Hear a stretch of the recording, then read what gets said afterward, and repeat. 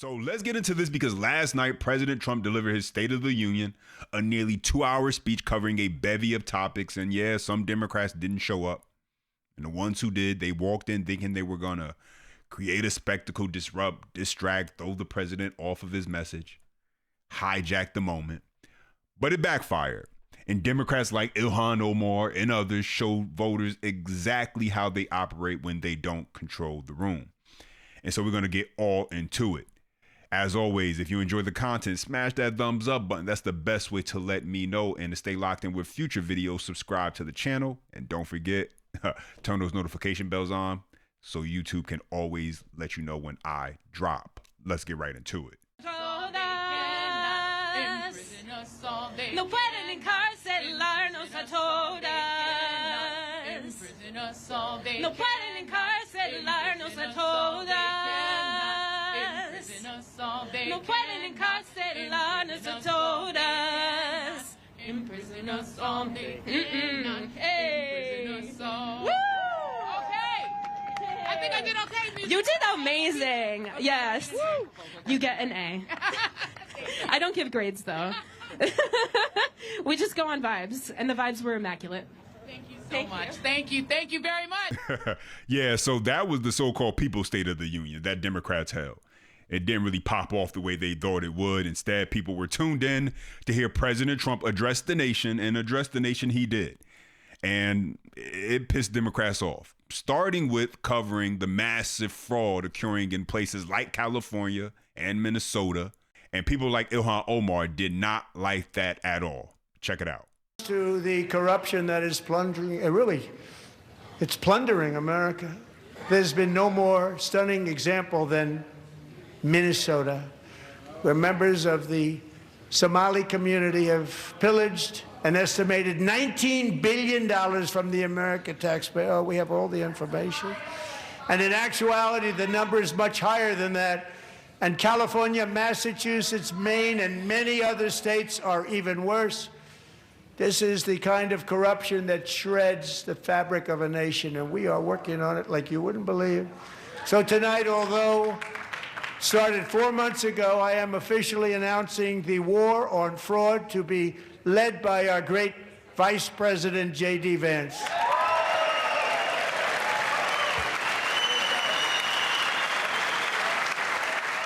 And if we're able to find enough of that fraud, we will actually have a balanced budget overnight. It'll go very quickly.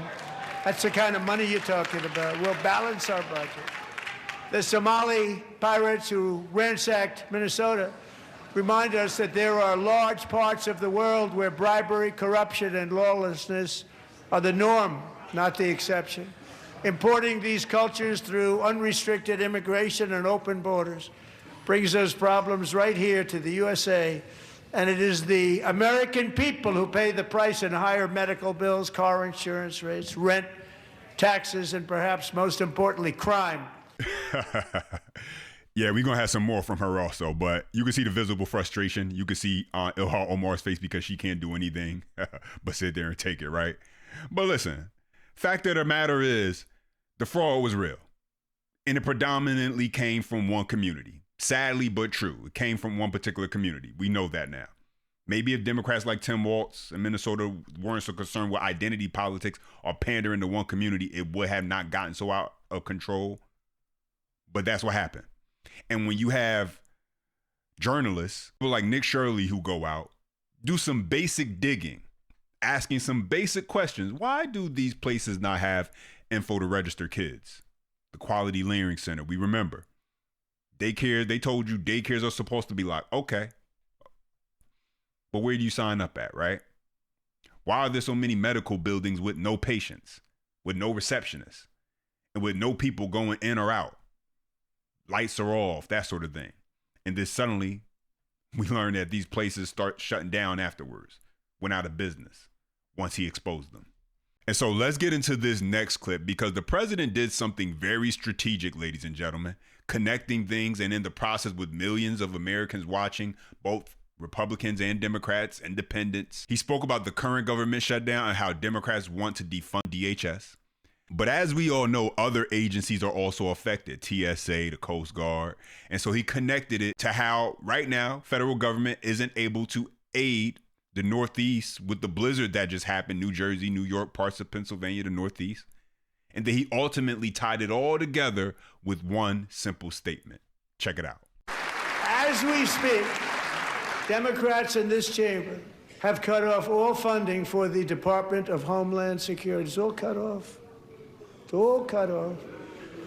They have instituted another Democrat shutdown, the first one costing us 2 points on GDP. 2 points we lost on GDP, which probably made them quite happy, actually. Now they have closed the agency responsible for protecting Americans from terrorists and murderers.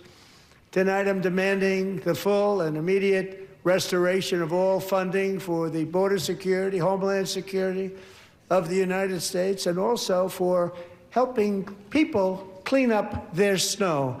We have no money because of the Democrats, and it would be nice. We'd love to give you a hand at cleaning it up, but you gave no money. Nobody's getting paid. It's a shame. So you have to think about it. We have, in case you didn't know, a pretty large snowstorm out there. One of the great things about the State of the Union is how it gives Americans the chance to see clearly what their representatives really believe. So tonight I'm inviting every legislator to join with my administration in reaffirming a fundamental principle. If you agree with this statement, then stand up and show your support. The first duty of the American government is to protect American citizens, not illegal aliens.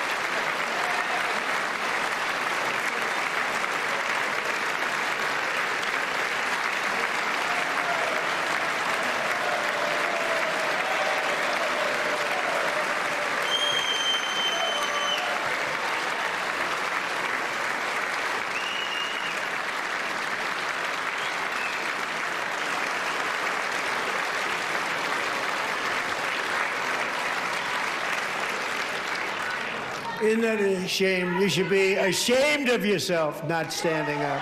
You should be ashamed of yourself. That is why I'm also asking you to end deadly sanctuary cities that protect the criminals and enact serious penalties for public officials who block the removal of criminal aliens. In many cases, drug lords, murderers all over our country, they're blocking the removal of these people out of our country, and you should be ashamed of yourself.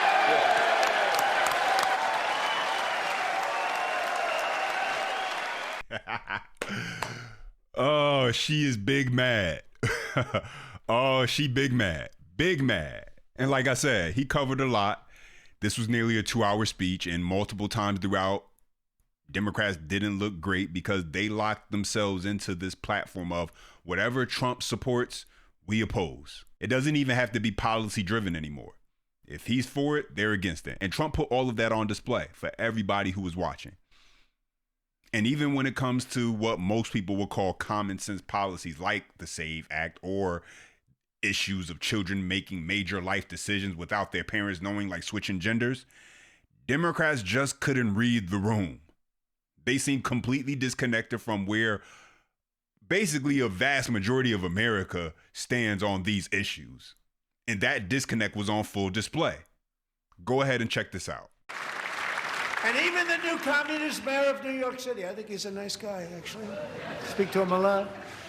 Bad policy, but nice guy. Just said they want people to shovel snow. They got hit hard. Wants them to shovel snow, but if you apply for that job, you need to show 2 original forms of ID and a Social Security card. Yet they don't want identification for the greatest privilege of them all, voting in America. No, it's no good. No good. Both Republicans and Democrats overwhelmingly agree on the policy that we just enunciated. And Congress should unite and enact this common sense, country-saving legislation right now, and it should be before anything else happens.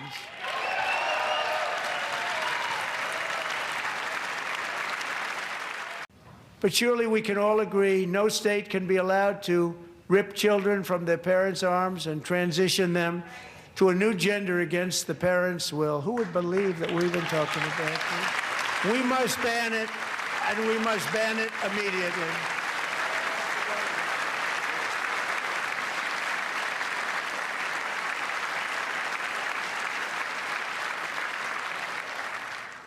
Look, nobody stands up. These people are crazy, I'm telling you. They're crazy.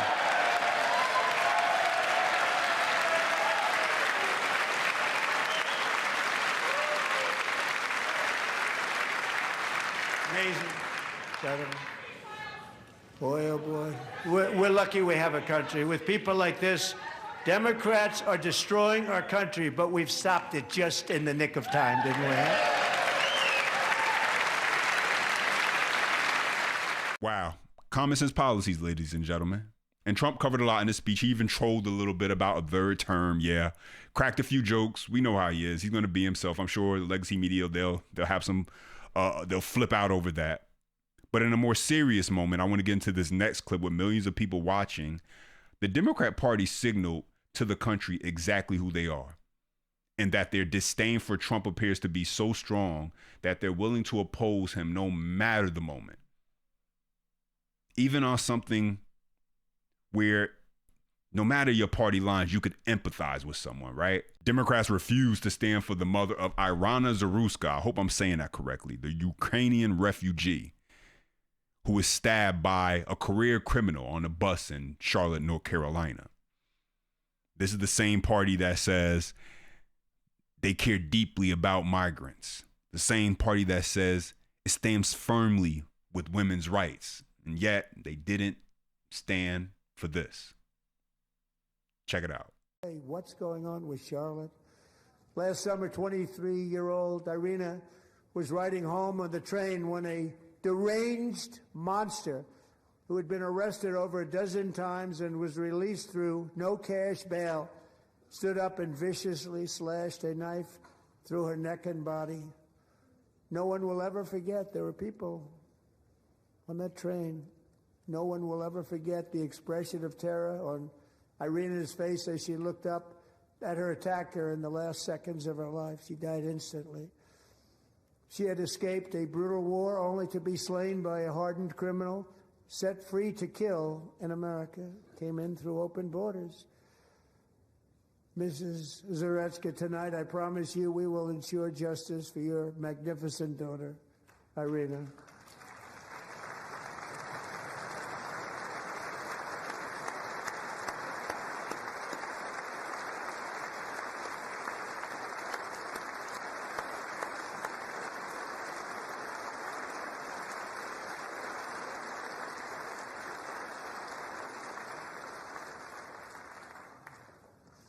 How do you not stand? How do you not stand?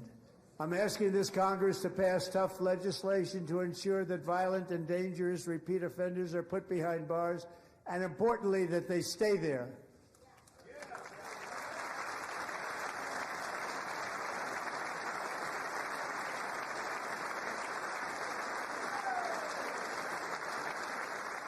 Wow.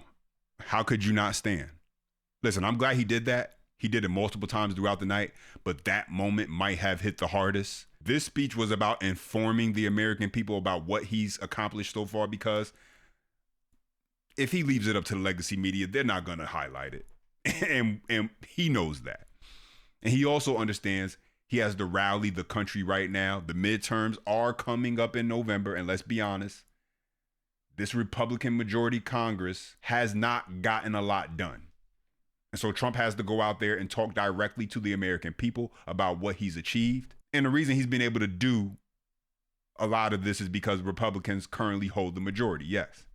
And if Democrats regain control of the House and the Senate, they will spend the rest of his presidency blocking any and everything he wants to accomplish. And they'll be able to do it too. But those are my thoughts and the updates. Now let me hear from you. Drop your comment down below. As always, smash that thumbs up button if you enjoy the content. Subscribe to stay locked in with future videos. And as always, until next time.